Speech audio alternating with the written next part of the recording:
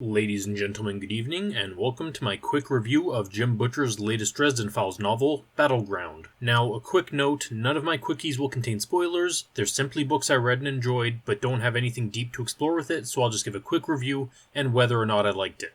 I will also say that being the authority on all things movie, TV, or books, any dissenting opinion is always wrong 100%, and I am unquestionably in the right all the time, every time, no comment.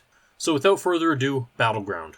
This book is awesome. So when I reviewed the previous book, Peace Talks, I made mention that it was a build book and it was being more used for a setup.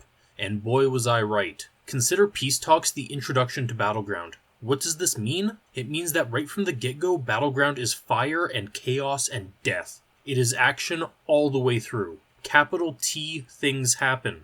It's a wild ride that's a joy to read through. I honestly think this is the most action-packed novel to date, even more than Changes.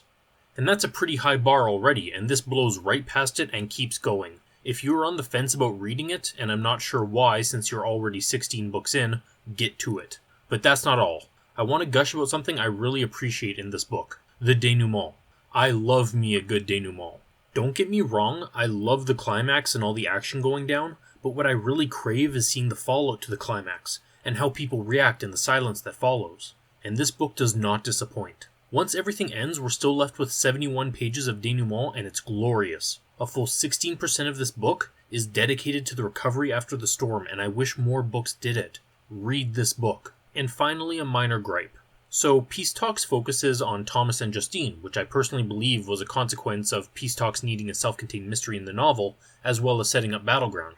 Then it's completely forgotten when Battleground gets started, and things get wild. But at the very end of the book, they bring it back up, and it's a big, terrible revelation. But I'll be honest, I wasn't really in the mindset to care. We'd just gone through this giant catastrophe, and the Justine Thomas plot falls so far by the wayside I couldn't care. I was still riding the high. So that was a bit of a letdown. I wish it was pushed back to the next book, but it's really not that big of a deal. But that's all I've got for today. Thanks for watching. Remember I'm an authority, and have a good day.